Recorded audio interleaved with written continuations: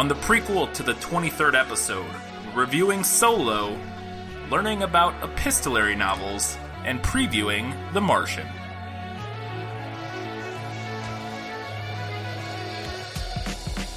Hello and welcome back to the prequel to the 23rd episode of This Film Is Lit. Got a few things on the docket for today, but first, we saw Solo, so let's review about it. We talk about Solo for a long time, so if you'd like to skip that, you can just jump right ahead to the 36-minute mark. I heard a story about you. I was wondering if it's true. Everything you've heard about me is true. L3! Let go of the mean man's face. Who are these guys? If you come with us, you're in this life for good. You might want to buckle up, baby. I think we, at some point, will hit some spoilers for a minute, because there are a couple things spoilery I wanted to talk about. Mm-hmm. But before we get into spoilers, we'll just kind of give our general feelings on the film. We saw it yesterday. It was all right. Yeah. It was I was a little disappointed. I'm not gonna lie. Overall, I was slightly disappointed. I didn't really have super high expectations, but my expectations had been growing. The more trailers I saw, the more stuff I saw, the more I thought, the more I liked, the more it made me interested, and the more. Finally, I sat down and watched it. It just lacked a little bit of a spark that made me really enjoy it. The thing that I noticed most was I didn't find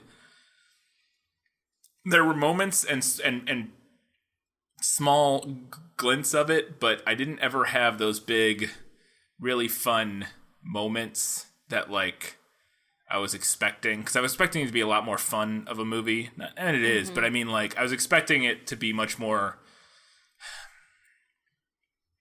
of just like a fun swashbuckling ride, which it kind of was, but I had issues with the tone at parts, and what it was trying to go for felt a little weird, and we'll talk about that in spoilers, because there was one moment in particular to me felt like it was supposed to play very dramatic, and I was like, but it also, I was like kind of laughing at it, and I couldn't decide if the movie wanted me to be laughing or if it wanted me to be sad. And that's never a good thing. Yeah. And now it could have just been me, but the way it played out, and we'll talk about it because it's a very specific moment in spoilers. But there were lots of things I liked about it. I thought Alden Ehrenreich did a good job. Kid who played Han Solo. Yeah. I thought he did a good job. I really enjoyed the droid L3. I thought she was fun. The performances were all fine. The story was kind of interesting, predictable, I think. Yeah. Very predictable. It's actually what I expected to happen in terms of where it went for the most part. Mm-hmm. Kind of figured out, and was a little disappointed that it was as predictable as it was. For me, the beats of when certain characters, who betrays who and who does what and that sort of thing felt very obvious to me. Yeah. And was a little disappointing because it was so obvious from like trailer 1 what was going to happen to some extent. And I had some issues with that, but overall it was okay. Like I didn't dislike it. I wasn't really bored. There was enough little things that I didn't enjoy, and nothing really knocked me off my feet other than the promise of potential future things to come, which I found the most interesting, which we'll get into a little bit in spoilers. But yeah, just kind of meh overall for me. I don't think it was bad, but I was not at all impressed by it. Yeah.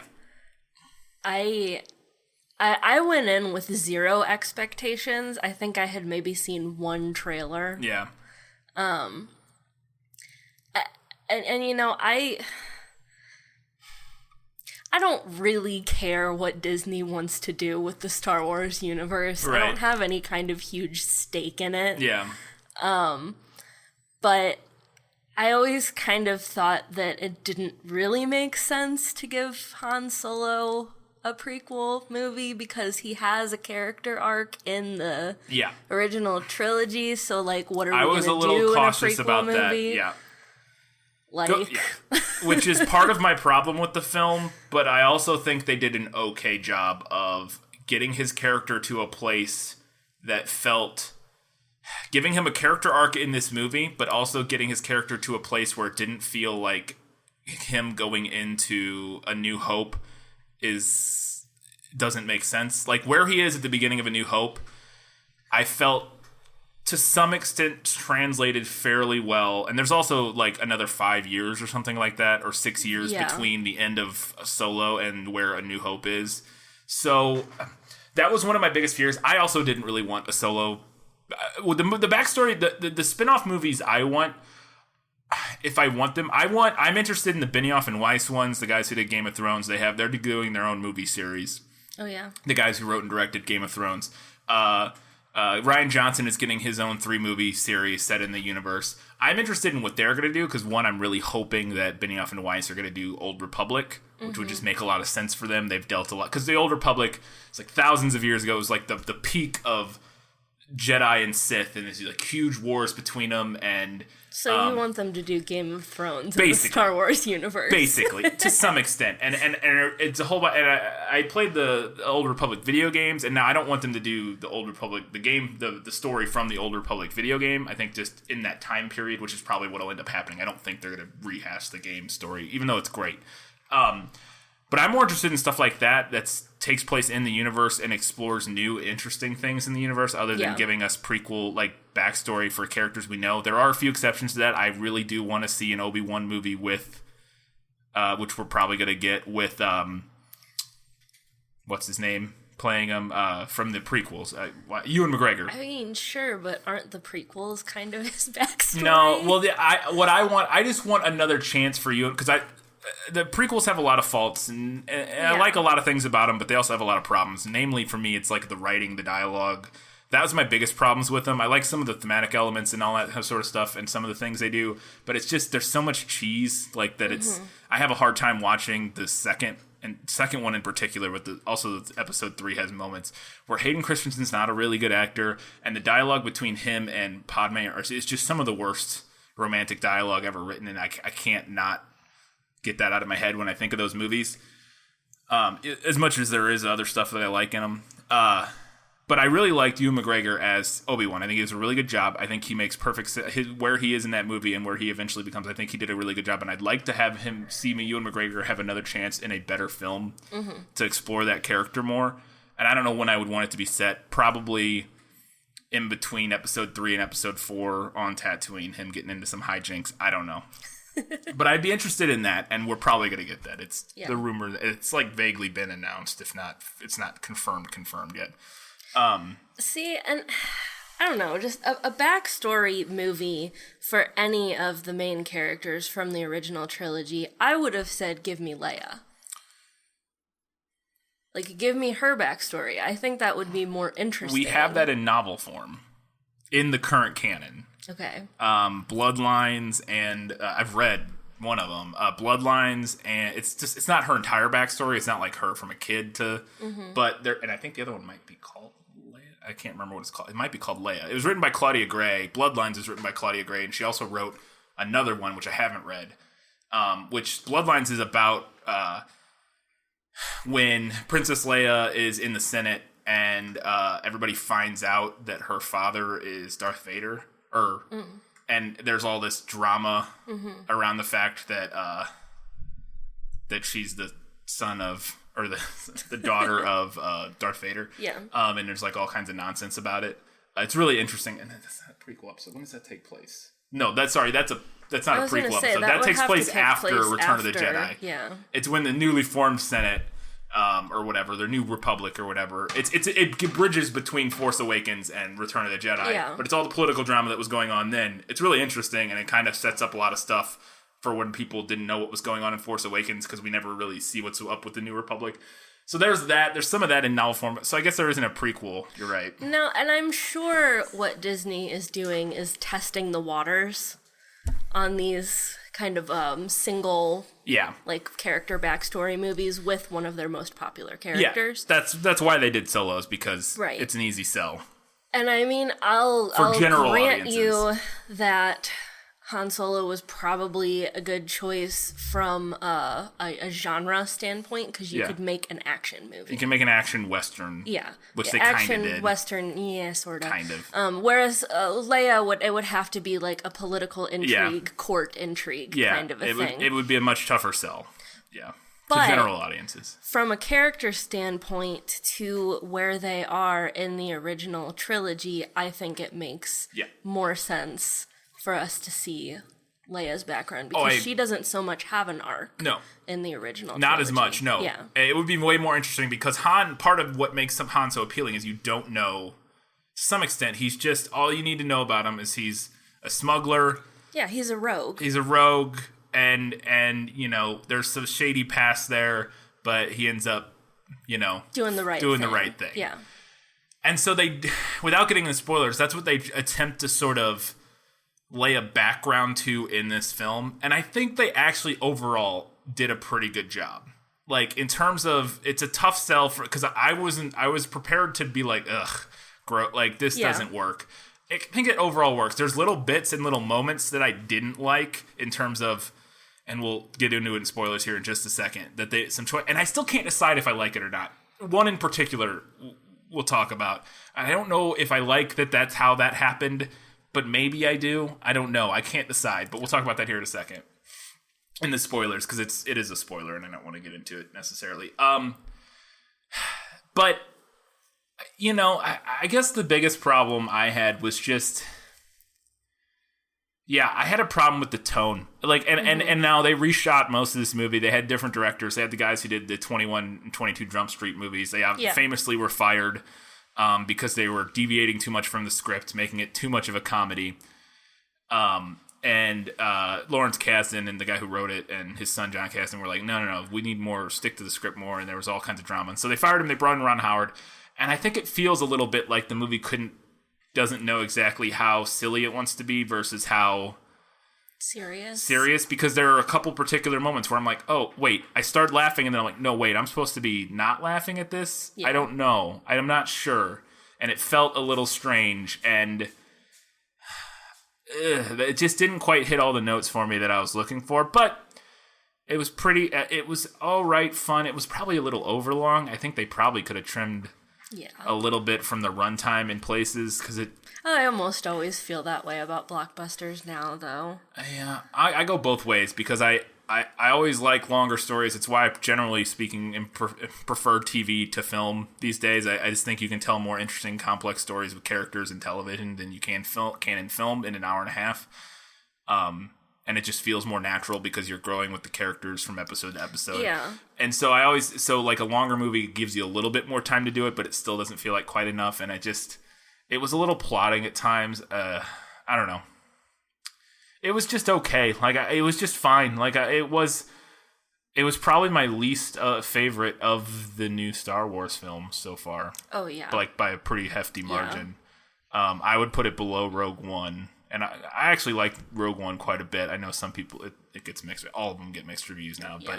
But I liked Rogue One quite a bit. This one, it's just okay. It's just okay. So, I want to get into spoilers for a few minutes and then wrap this up, because we got to get into a lot of other stuff. But I'd give it a C. People this is one of those movies where everybody's going to go see it anyways, because most people are going to go see it anyways that want to see it. I think if you were teetering on the fence of like, ooh, should I would say you can wait and catch it, rent it on a rental or on TV. It. Yeah. I mean, you're not going to, here's the thing, if you watch it on TV or anything like that, you're not going to lose anything in terms of like, it's a PG-13 movie. Mm-hmm. You know, there isn't a lot, seeing Deadpool on cable is a little different than seeing Deadpool in the theaters and that sort of thing. But you're not really going to lose much. And there's some visually really impressive moments, but I think not enough to make that ticket price worth it if you're not already like interested in going to see it in a theater. Yeah, I agree. All right, like a C from me, like middling C. Yeah, I would say the same. Like a C plus maybe. Like fine, it was fun enough overall. Spoilers, real quick. To avoid spoilers for Solo, jump ahead to the 36-minute mark. So. The main moment that, first off, let's talk about this. This was one of the things with sort of the tying the backstory to Han that I had a little bit of a problem with, and I still can't decide, is when we find out. There was all this speculation before. I listened to a lot of Star Wars podcasts and stuff like that, and somebody had said before the movie came out that you're going to learn how Han Solo got his name. And now all the people on podcasts I listened to were like, that's not what they actually mean. They just mean you're going to figure like how how Han Solo came to be, not like how he got his name Han Solo. But we actually find out how he got his name Han Solo. And it's kind of a and that's why I couldn't decide. Initially, I was like, I hate that. That's stupid. So in the movie, his name's Han, but in the movie, he goes to apply, basically to get out of, or to run away from getting grabbed by the authorities. He goes to join the Empire. Yeah, the Air Force. Because also he wants to become a pilot. Well, the Navy, but he wants to become a pilot. Yeah. There is no Air Force. It's the Navy in space. But yeah, I guess. I guess. But he because he wants to become a pilot, so he's like, I'll join the Navy and I can train to become a pilot. And so he turns and the guy goes, what's your last name? And he doesn't say anything. He goes, you got any family or anything? And he goes, no, I'm alone. And then the enlistment guy or whatever goes, Solo. And writes in Solo. And here's the thing. I initially scoffed real hard and was like, really? I don't like that. But then I've thought about it and now I'm not sure. I don't necessarily hate that where his name came from was some random Imperial nobody just writing down a generic name. There's something to me about sort of thematically interesting about this name that has become super famous in the later movies. Like Han Solo, he is Captain Han Solo of the Rebellion. Like, he is this huge figure. Mm-hmm. And I don't hate the idea that name, that basically, because it ties into the themes of him growing up from very meager means and exceeding his sort of origin, mm-hmm. And his poor. He lived on a poor planet. He was basically not a slave, but it's like an indentured servant kind of type of thing. And who had dreams of escaping that and living a life, flying of freedom out in space, that sort of thing. I don't necessarily hate that sort of taking a name that the Empire slapped on him just on a whim, and then transforming that into something that becomes an inspirational icon for the rebellion. Yeah. You know what I mean? I can see that. I felt like in the movie, for me, it was one of those like tonally dissonant moments where I wasn't sure if I was supposed to get a chuckle out of it or if I was supposed to be like, mah, mah. Yeah. There's the thing. I think they thought it was more clever than it was. Yeah. Like, because it's weird. It was a little strange to me that the guy goes, Solo, I'll put your name as Solo because you don't have family. Like, it just seemed like that's not the first thing. You would think he would just put in, like, a generic, whatever the generic Star Wars name of Smith. Is. You would think he would do that. Like, I don't know what it is in the Star Wars universe, but you would think, or maybe it's Solo. Shit, I don't know. But he wouldn't say that. Yeah. And so, like, it was... I mean, and then the other thing for me, too, is that, like, if it is supposed to be funny or whatever, it's also coming off of a really intense sequence. Yeah, because, as he gets separated from Kira. Yeah. And, it's very, Like, it's a really intense, like, chase sequence, and then they get separated, so you're, like, in the middle of this kind of emotional moment, and then it's like, I don't know if you're making a joke at me or not in this moment. Yeah. See, I honestly, I wonder if they did it two ways, but I don't, because I think I still stand by everything I said earlier. I don't hate it sort of being this thing the Empire slapped on him, just some guy, like, whatever, and he turned it into, he exceeded that sort of just nothingness of the name. But I almost wish if they could have just done the same scene and just had Han say like Solo, like have a moment of inspiration, like think about it for a moment and then just say Solo, like and it would have been cheesy, but it probably would have come off better than it would have been tough to do. They would have had to figure out a way to do it, and the acting in that moment would have had to been spot on perfect for it not to be cheesy. But it still would have felt maybe better. I don't know. In the moment, I still don't hate it. I'm still torn because I feel like the knee-jerk thing is just to hate it, and I wanted to take a step back from just being like, why do I hate? Why does my initial knee-jerk to hate this? And think about it, and I thought about it a little more, and I'm like, I don't know if I hate it. I'm kind of still torn on it. I could be argued either way. I didn't love it initially, and I think it is tonally dissonant in the film, but... Yeah. I think there is something to it that's kind of interesting. I mean, the tone thing that's my bigger problem with it than any kind of like thematic or character building element. Yeah. My problem is more so the tone. Right. So on the thing of tone, this is one of the other big spoilers that I wanted to talk about. That this is one of the biggest moments that didn't work for me. That I wasn't sure how I was supposed to feel.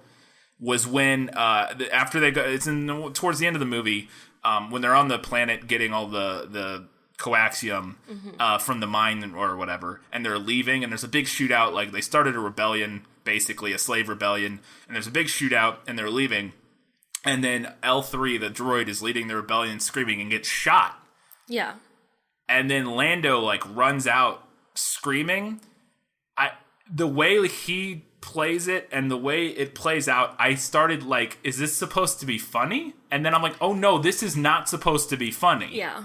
And I, like, started laughing and then stopped laughing and then was like, oh, okay, wait.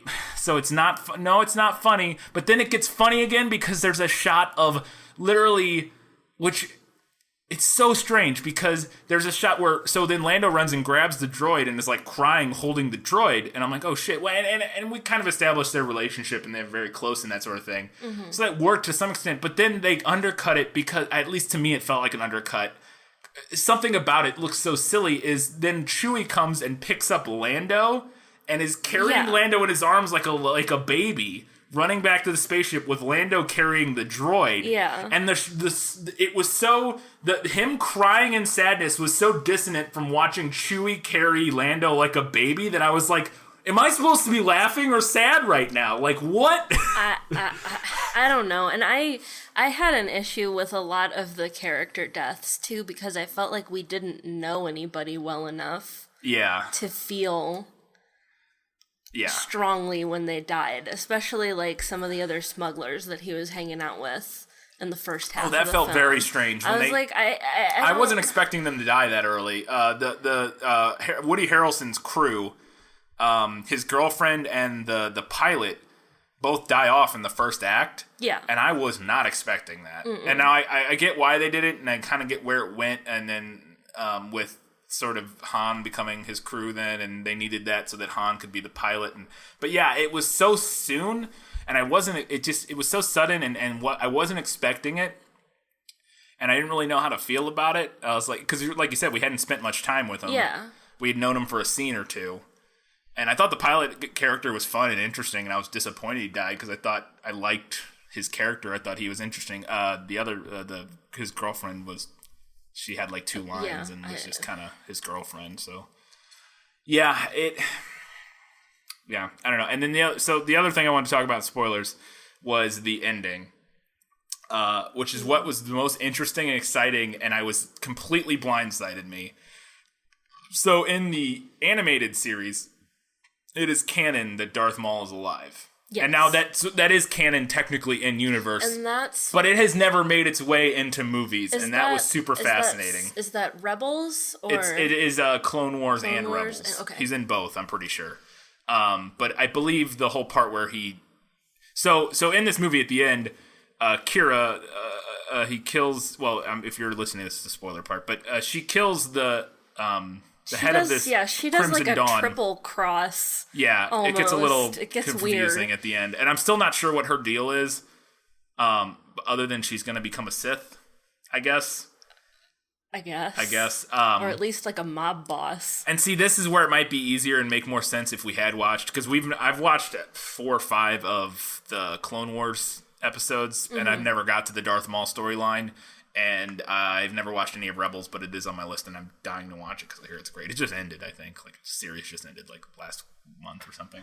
But, so, in the animated series, Darth Maul, when he gets cut in half in Phantom Menace and falls down the thing, survives. Right. And gets robot legs. Yes. And is a major player in the Clone Wars animated series and in Rebels to some extent. And I think he becomes not a Sith. I don't remember. Right, but the important thing is that that's now canon in the film universe. Yes, which technically, all of the animated stuff is canon. It's just we've never seen that in the films, and there's never been any allusion to it in any of the films that Darth Maul survived that. But, so he shows up at the end of this, and I was like, holy shit, like, he's alive, and he's part of this Crimson Dawn organization, and he says, Kira, you're going to be working more with me, and I think the implication is that, and now again, people who know and who watch the animated series, I don't know if he was still a Sith at how that ended, or where this falls in the timeline.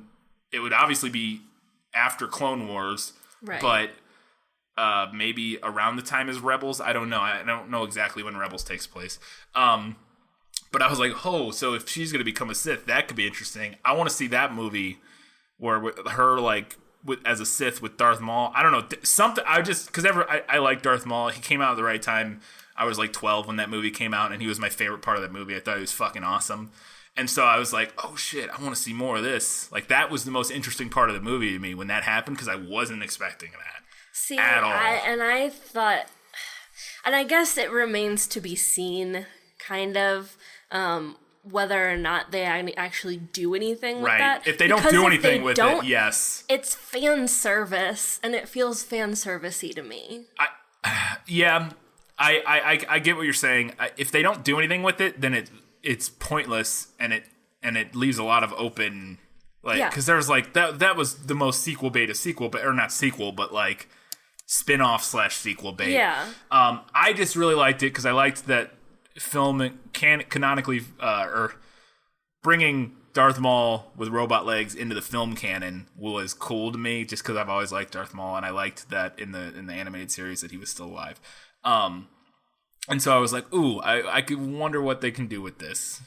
I will say I thought it was really dumb and very fan servicey, and not even fan servicey. It was fans who don't know fan servicey. Fans who don't really remember who he is, fan servicey, that he, for no reason, turns his double-bladed lightsaber on. Yeah. And waves it around a little bit, just so the audience can be like, oh yeah, that guy with the two lightsabers. Double lightsaber guy. Like, I'm like, why would he turn his lightsaber on? He's just having a conversation. Like, I thought that was so stupid. But, I don't know, overall, and it was, I will say this, it was a little out of left field, and the motivations for Kira, while there's something to be said for mystery, her motivations were so confounding throughout the film that I wasn't really sure what her deal was. I've got a couple issues with her and some of like the plot elements surrounding her, because this whole idea of like space mafia basically isn't really present in the original trilogy. Like, kind of. Yeah, it is. Like, the Hutts. The Hutts are but not to the No. extent that they make it seem like in this. Well, I think... Like, they make it seem like that everything is just being run by these guys. Yeah, I think it's just something we never saw much. I mean, we got that the Hutts. It just, you didn't see as much of it in the original trilogy. I mean, the Hutts the criminal organization ran a huge amount of crime throughout the fucking galaxy, and we see them quite a bit in Return of the Jedi explicitly. Yeah, but yeah, they're not running things. I guess the idea in this is that that this Crimson Dawn organization is working with the Empire to some extent, maybe. I don't know. To me, it felt like an element that they tacked on.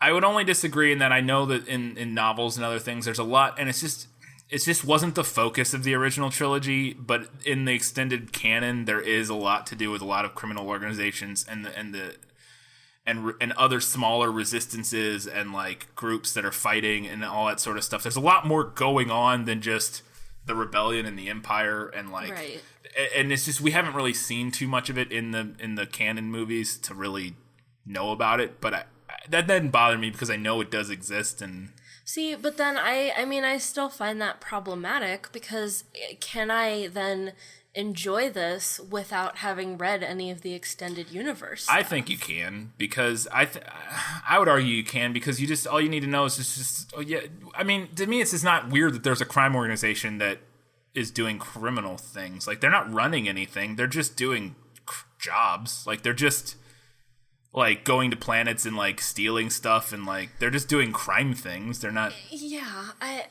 don't know, it didn't seem that strange to me. Okay. So I'm going to try to explain the issue that I have with this. First off, I kind of took issue with him having a love interest. A little. Who? Han Solo. Oh, I think it makes sense, but it also doesn't, because to me, in the trilogy, he doesn't read as someone who had his heart torn out, blah, blah, blah. I would argue to me, it feels very much like he definitely, the character he's definitely had, I don't agree with that. I think he definitely feels like a character who has a past of, I don't know. See, to me, he reads more of a character who has a past, but maybe, like, not to this extent. Yeah, I guess I could see that the sort of their the fact that they grew up together, and it's sort of like his... they have a long history together. Yeah. And then she double crosses him and flies off to become a mob boss. Yeah. Which I take issue with, in that it implies that should have been an element of his story later on, and it's not. Well, you have to remember, there's 6 years between this and A New Hope, or something like that. There's a long time between where this movie ends and A New Hope begins. Is the implication that there's going to be another Han Solo movie? Probably. They don't... they don't generally make these things with the thought of making one of them. Or they're going to make a story about Darth Maul, and she's going to be in it, and then Han Solo's going to end up involved in it somehow. You know what I mean? Like, although I'm hoping that doesn't happen, because you get rid into real tricky places if Han Solo starts running into Jedi and Sith and stuff, because at the beginning of A New Hope, he's very much not on board with any of that shit being real. Yeah. And so if he's, like, running into people that can use the Force, that's going to be problematic for A New Hope, But there is a long time in between this and A New Hope. This isn't like 6 months before A New Hope happens. This is like 6 years before A New Hope happens. So even if he never sees her again, he has 6 years to kind of get over that and probably womanize a lot, and then get to the point where he is in A New Hope. I don't know. I don't know. And for me, it just like added a lot of elements that I felt weren't present in his story later on, and I found that bothersome.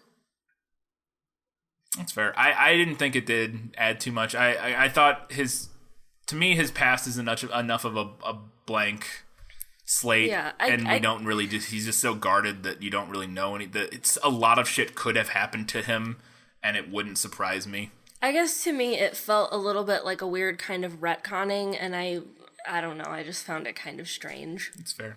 I didn't feel that way, but like I said earlier, I'd never really thought Han Solo needed a one-off backstory movie anyway. I agree too. I agree he never did it. I also agree that he didn't, but they did it, so it is what it is.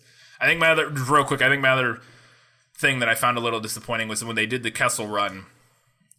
And there's things I like and dislike about it. They do the Kessel Run, which is the reference from A New Hope, where he's made the Kessel Run in 12 parsecs or whatever.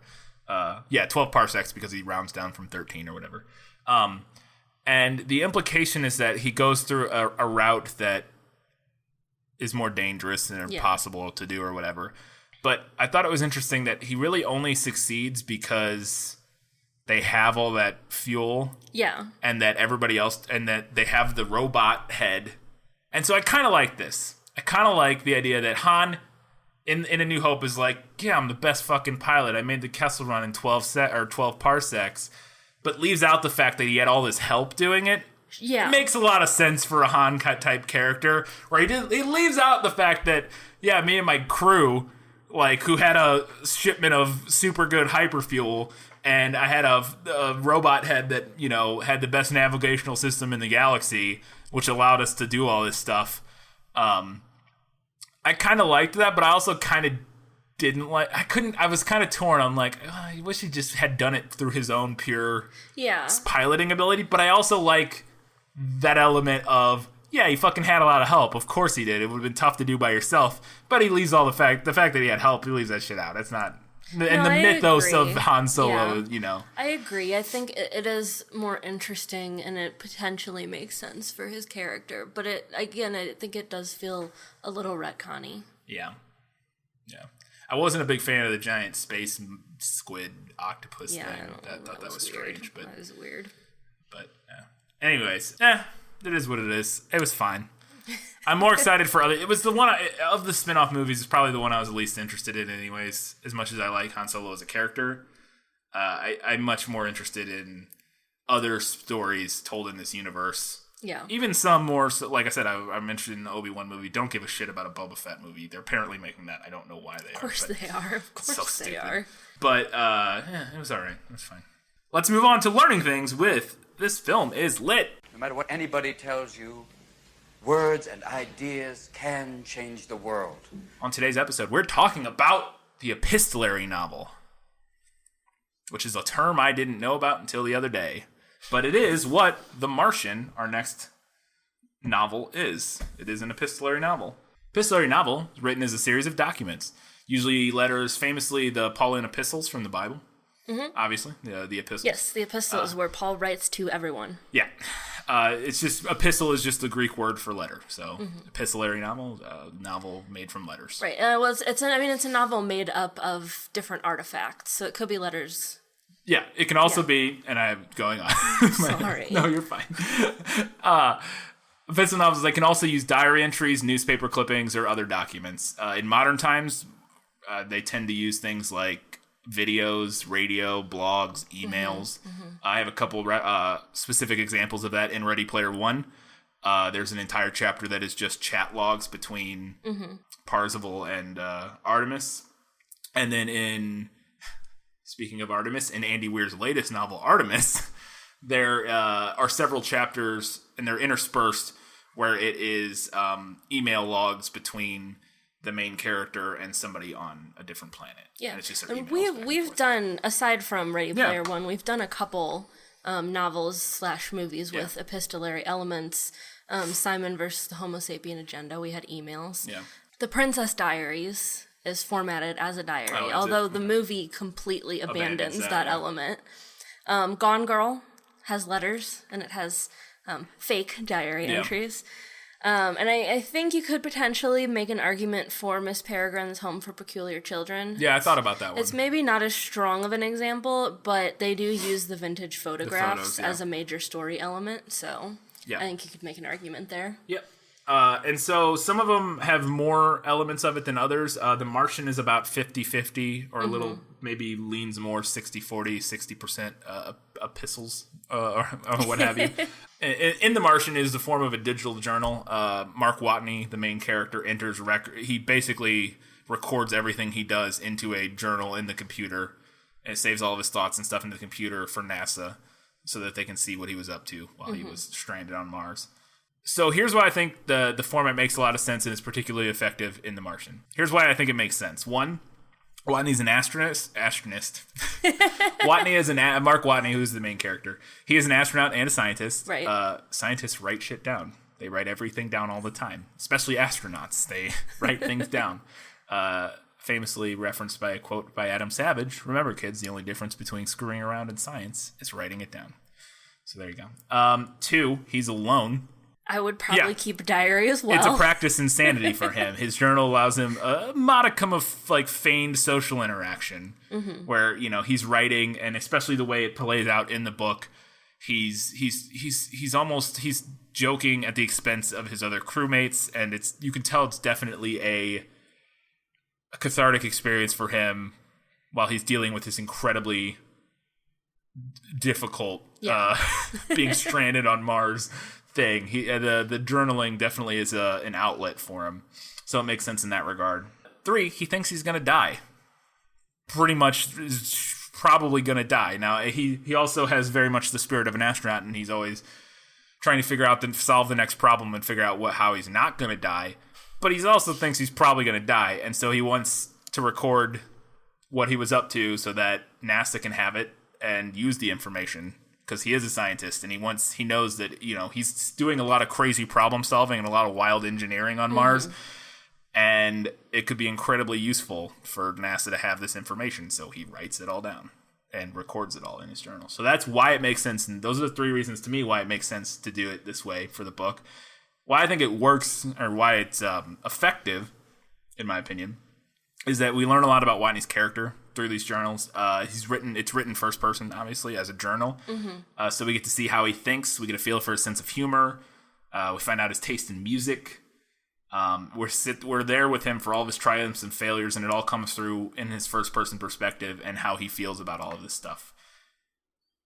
Also, I think it's very effective in this particular novel because it helps the reader feel isolated. We don't get anything other than Watney's journals for the first almost 60 pages of the book. You spend the first 60 pages explicitly on Mars, reading his journals of what he's going through trying to survive. Right, so it really limits our perspective. It limits our perspective. We're stranded on Mars with him, basically, for the beginning of the book. It provides us with the same level of hopelessness that Watney's feeling. We don't know what's going on Earth. We don't know what anybody else is up to. We only know what he's doing and how he's trying to do it. And it's not, like I said, until 60 pages in that we finally get to Earth and to figure out what other people are up to. So, here's the assignment if you're going to watch The Martian. Those reasons I just talked about of why I think it makes sense and why it works in the book, see how well that translates to the film. That's one of the things I'm going to do. Does it still make sense? Does it still work? How do they translate a written journal to the visual medium? It's pretty obvious. I remember how they do it, and it makes perfect sense. In this instance, I believe they use video journals, basically.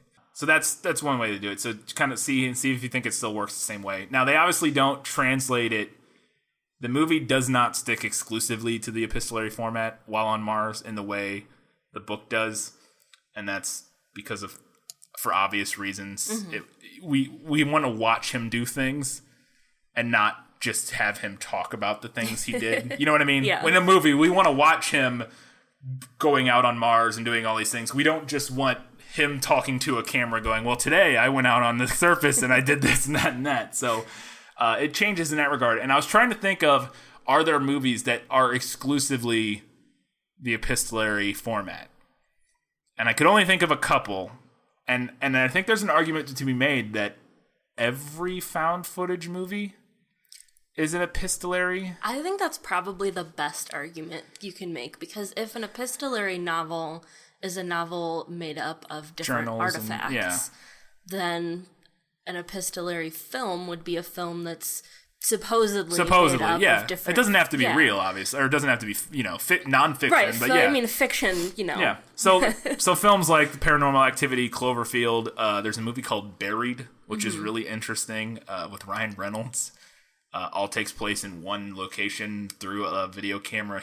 Or wait, no, that one isn't. I don't believe it's a camera that is it? No, I don't know. I don't remember. It's been years since I've seen it. I can't remember if the camera exists in the universe or if it's just the audience's viewpoint. I can't remember now, but so that one might not be. But specifically in like Cloverfield and Paranormal Activity, or like something like the Blair Witch Project. Or the Blair Witch Project. Everything we see is a camera that exists in the universe of the film. Right. We're watching it through a camera that one of the characters is carrying or set up or what have you. So those, I think, a found footage film is probably the closest analog to a pure epistolary novel, like where it's just journals or just letters or that sort of thing. So I thought that was interesting. And like I said, even The Martian, like the book isn't. Whenever we're on Earth in the book, it's not an epistolary format. It's just I think it's hard to do. A purely epistolary. Yeah. And you definitely see it more frequently in children's literature. Yeah. Like I read a lot of like Dear America books and Royal Diaries books growing up. And those are purely epistolary. They're journals, but they're also under 200 pages and very simplistic. Yeah. All right, you got anything else on epistolary novels before we move on to the preview? Nope. All right, cool. Let's talk about The Martian. I guarantee you that at some point, everything's gonna go south on you. Ready? And you're gonna say, this is it. This is how I end. Commander, Martin's dead. We have to go now.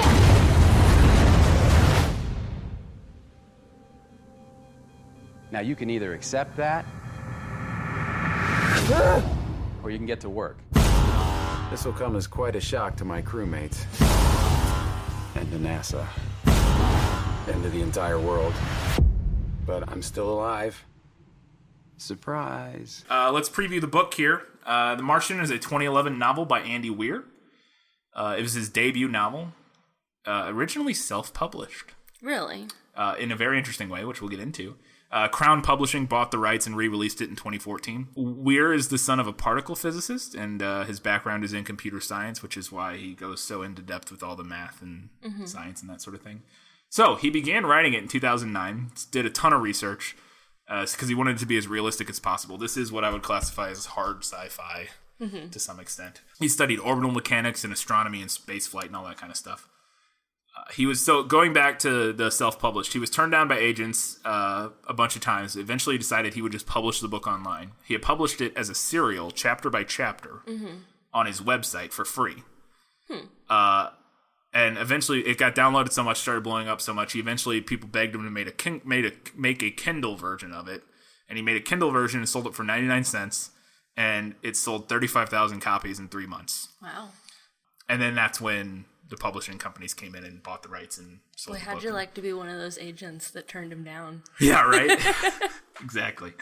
So yeah, it was self-published online for free. Just handed it out, and enough people read it, and they're like, yeah, give us a Kindle version, and he sold 35,000 copies of it in 3 months. So that's pretty cool. Yeah.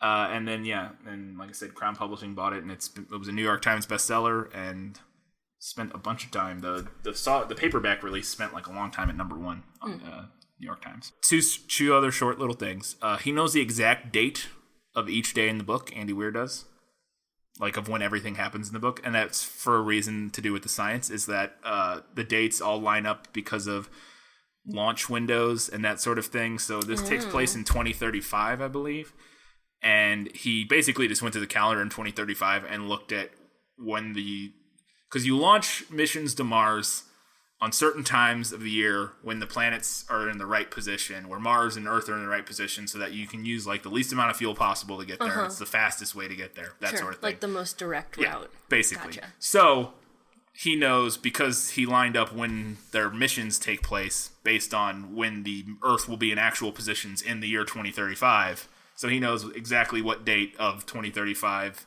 all of this stuff happens. So when we hit 2035... You'll be able to go through the book. You can read the book in real time, day by day as it goes. So, last fun fact: my mom loved this book. I bought it for. That's your fun fact. Yeah, I bought it for after I read it, and she read it and very much enjoyed it. So. Awesome. I have some movie things. The Martian, 2015 science fiction film directed by Ridley Scott, starring Matt Damon, Jessica Chastain, and a slew of other famous faces. Oh, it's got a hell of a cast. Yeah. The film was nominated for 7 Academy Awards, including Best Picture, Best Actor, and Best Adapted Screenplay. It unfortunately didn't win any of them, but then President Barack Obama named The Martian among the best science fiction films he had ever seen.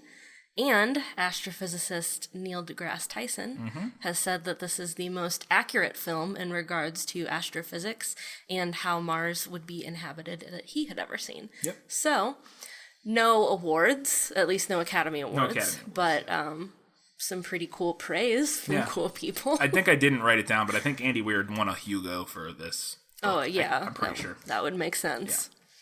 Yeah. So most of the movie was filmed in Budapest on the world's largest soundstage, but the external scenes were filmed in Wadi Rum, which is located in Jordan.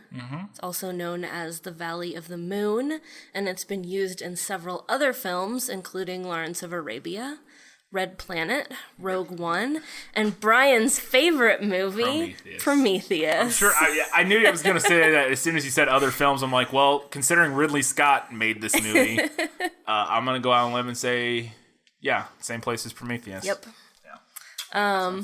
A real potato farm was installed in the studio lot with potatoes in all stages of growth. Yeah, it's one of the main. It's an actual potato farm. They didn't just half-ass it. No, well, yeah, they would have had to, well, I don't know if they would have had to, but it's one of the main things in the book is growing potatoes, so it was an important element that they had to get right. NASA did assist the filmmakers with depicting science and technology. A little more so than usual for other films, apparently, because they saw potential for promoting space exploration. And it ended up, time-wise, lining up in a pretty cool way, because if you'll remember, September 28th, 2015, which was 4 days before the scheduled release in the U.S. for this movie, NASA announced that it had found evidence that briny water still flows on the surface of Mars. So that ended up, kind of lining up in a cool way. Seems like an awful coincidence. So Drew Goddard wrote the screenplay for this film, and he at one point was also going to direct it. Yeah. But he left to go direct The Sinister Six, which I have no memory of. I have not seen it. So after that, Ridley Scott read the script, and he jumped into the project, abandoning his Prometheus sequel. Yeah, which I didn't see it. It was it came out. It was called Alien Isolation. Covenant. Oh, that's what that was. Yeah. I didn't realize that was supposed to be a sequel to Prometheus. Yeah. Yeah, it's got what's his name in it, the same robot. Same robot, yeah, dude. Michael Fassbender. Interesting. Ridley Scott did end up going back and directing Alien Covenant. It just came out a couple years later. The exterior Martian scenes were shot at a slower speed to simulate Mars's gravity. Maybe stimulated. Maybe too, maybe. Which is 38% of Earth's gravity. Mm-hmm. So anything on the surface of Mars would appear lighter and have a slight bounce to it. However, I'm about to give a fact that I don't understand, but maybe you'll understand it. Yep. What have you Sorry, done? Nothing. Continue.